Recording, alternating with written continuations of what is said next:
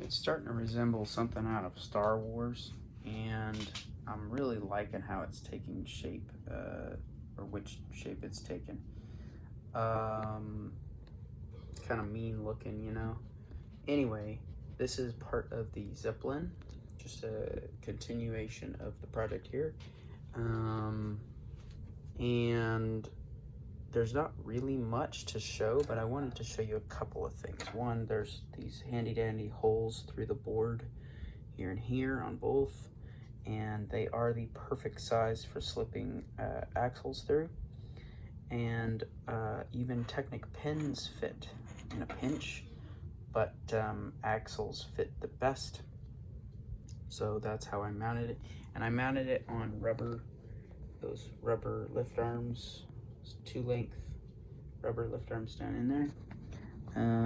That just gave me the a good, it allows it to swing both directions so that I can adjust, because it's not an exact distance. But the other thing it allows me to do is put a rubber damper between the board and the rest of this. So if this gets bumped or maneuvered or whatever, it's not going to go anywhere, but it has a little bit of shimmy, you know, it has a little bit of play, like almost like the engine mounts in your car.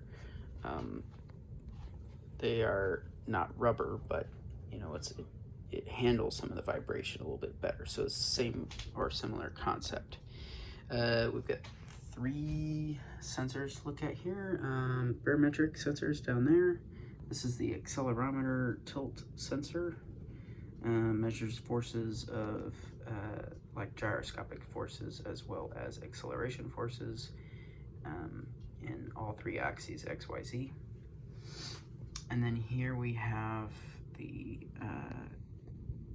compass sensor, I believe. So accelerometer, barometric, compass. And they're positioned this way for a reason. This one just out of the way of the others, don't want to block the beams here. This being the accelerometer, I wanted it to be in the middle here. Now it's not exactly in the middle, and that's fine, because there is going to be another couple of bridge sections. That's what these pieces are. There's going to be another couple of bridge sections over here, just kind of mirrored over here, and that will be a good, there they are, living right here for now. That'll be a good starting point for the motors if I do it that way. I may end up mounting them a different way, but there will be some stuff back here. That, or I will come off of this frame here, coming this way, and mount them over here. I'm not exactly sure yet. The propellers will come way over here and way over here, so not too worried about it. I'm gonna have to do kind of a beefy frame there, spindly but beefy, if there is such a balance. Again, it has to be strong but lightweight. And then, but that being said, this is mounted somewhat in the middle, and it's forward of the propellers, and that's on purpose. So as it starts turning, or as it starts tilting, dipping down or up, it's going to sense those forces in the position that it's in and tell the aircraft, tell the computer, hey, you know, this is what's going on. This is your trajectory here. The compass sensor being so far away from everything else, it is as far forward as I could mount it. This is the extent of the front of the frame. It will not go any further except for the frame or skeleton of the Zeppelin around the balloons, okay? So around the Mylar balloon construction, there will be a cage, and aside from that cage structure, this is the furthest forward that the structure will go. So whatever's mounted below, in other words, this is all mounted below. And the compass needs to be as far away from the motors as possible. So in all likelihood, I don't want to mount it here. I want to mount them here, the motors, because the compass could get confused picking up the magnets inside of that motor, and that would be a problem. The compass is there because it helps it navigate. I can program it to go a certain trajectory, certain direction on the compass, or I can send a signal from another NXT via Bluetooth as like a remote control and program it so that when it sends commands to one of these, this computer right here knows, okay, we've just been told to turn 15 degrees west of north, or something, northwest or whatever, and then it points that direction, or at least it attempts to steer that direction. So until that says, hey, we're pointing the right direction, and this says, yeah, we need to stop moving and turning, then it tells it, okay, slow down. Okay, now we've come to this trajectory, and this is our new path. That is kind of the way this works. Now, the barometric sensor, I don't know how sensitive it is, but it was listed in both versions.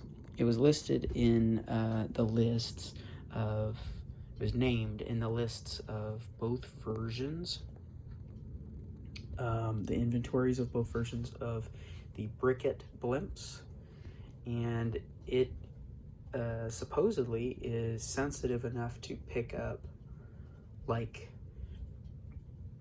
plus or minus a few inches of like altitude change, which I don't hardly believe until I've tested it and proven that that's true. But barometric sensors sense pressure. That's what it is. It's atmospheric pressure. So it shouldn't really change plus or minus 50 feet, but who knows? Maybe it is sensitive. Maybe it senses something other than just pressure. I'm not exactly sure. I have to do a little more research on that, but it's there. So the other thing I could use it for maybe is like inside the balloon, if I can engineer that. And then if there's something that goes wrong, like if somehow the pressure starts changing because there's a leak in the balloon, then it can tell the computer, hey, there's something majorly wrong. We need to land as soon as possible. And it can tell the computer to send the remote a signal and say, hey, we're gonna land soon. If you don't land us now, we will in the next, minute or whatever. So, 60 or 90 seconds or whatever I need in order to get it out of the air safely without crashing into anything. That would be bad. So, anyway, maybe it won't do a landing sequence, self-landing. That would probably be the wrong way to react. I might just program it instead to tell me, hey, there's something majorly wrong. You need to land this thing, or we're going to land automatically and catastrophically very soon. That kind of a thing. Whatever the case, whether it's mounted on the outside of the balloon or the inside, I can figure that out later. But anyway, that's the input side of things. The output, I'm still figuring all that out, but we've got this mounted up here, connected for the main engine. We'll have B and C, so that's A, and we got B and C, and that'll be for the micro motors to actuate the elevator and the rudders. So that's it for now, I think. I'll have more info about this eventually, but I have to get a little bit further along. There's a lot of questions that need to be answered, and next thing on my agenda is getting this mounted to a gearbox that does what I want it to do. So more on that later. Pretty excited. Yeah, I'm gonna leave all that for the next video. So thanks for watching.